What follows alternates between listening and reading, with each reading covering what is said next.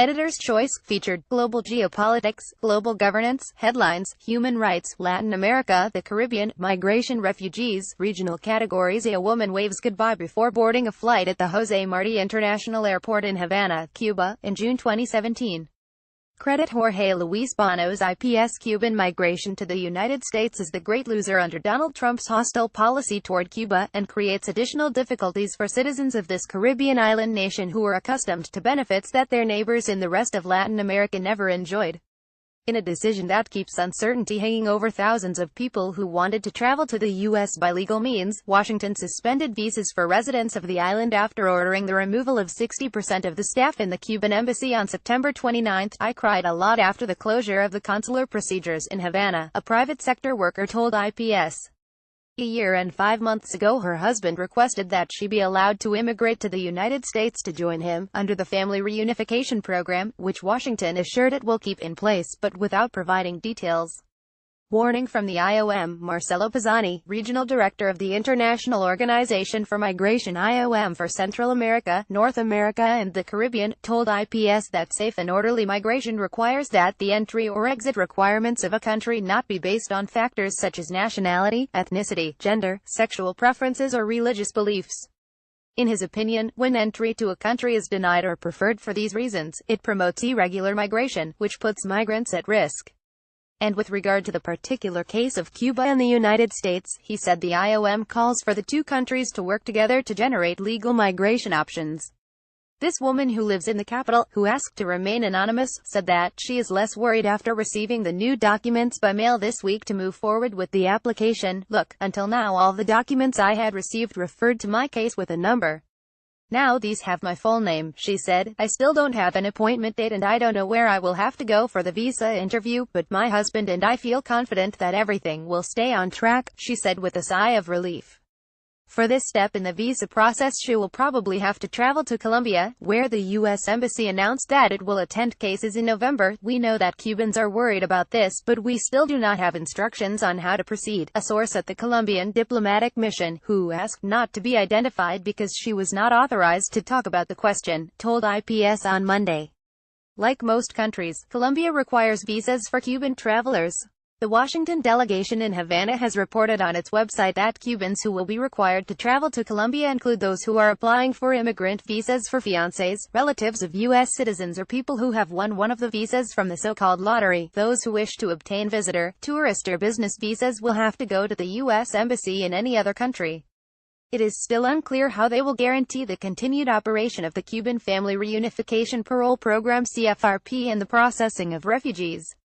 The bilateral climate has soured since the Trump administration cited alleged acoustic attacks at the U.S. Embassy in Havana that reportedly affected the health of more than a score of its diplomats and their family members. Cuba insists that it had nothing to do with the incidents, which are still under investigation.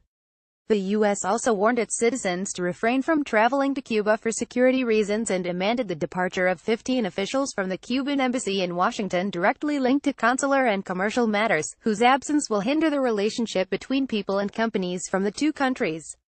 Such measures can have a very damaging effect on the 1994 and 1995 migration agreements between the two countries, political analyst Carlos Alzugaray told IPS.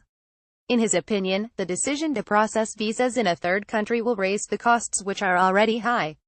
It is possible that an increase in irregular immigration will occur. Emily Mendrala, executive director of the Center for Democracy in the Americas, an organization that promotes a policy based on reciprocity and recognition of Cuba's sovereignty, told IPS, even if the United States can live up to its commitment under the 1994 and 1995 migration agreements to admit 20,000 immigrants per year, under current consular practices the number of non-immigrant visas issued to Cubans visiting the United States will drop drastically, she said.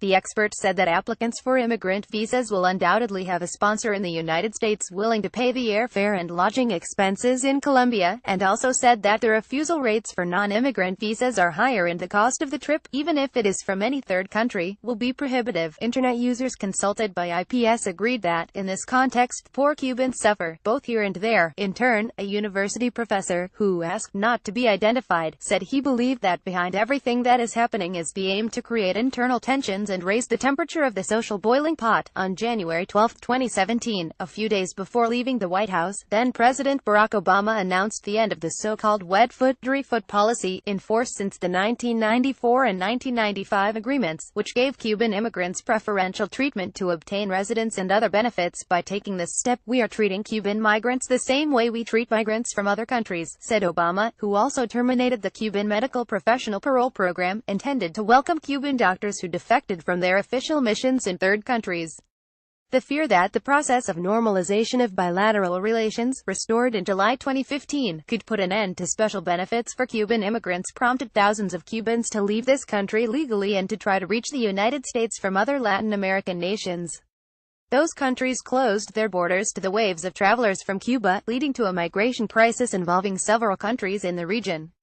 During 2016, a total of 6,000 frustrated migrants were returned to Cuba, according to official data, while a number difficult to pin down still remain hopeful and refuse to return. The biannual review of the migration agreements was for almost 2 decades the only point of contact between the two countries. In that scenario, the Cuban government vehemently rejected the wet foot, dry foot policy and the Cuban Adjustment Act of 1966. Havana argued that these laws encouraged Cubans to defect, even at the risk of their lives. The immigration reform approved by President Raúl Castro in 2013 helped prevent clandestine departures. The main recipient of Cuban migrants is the United States, where just over 2 million people of Cuban origin live, of whom almost 1.2 million were born in Cuba, according to official data from that country cited by Antonio Asia, director of the State University of Havana's Center for Demographic Studies (SIDEM), in an article on the subject.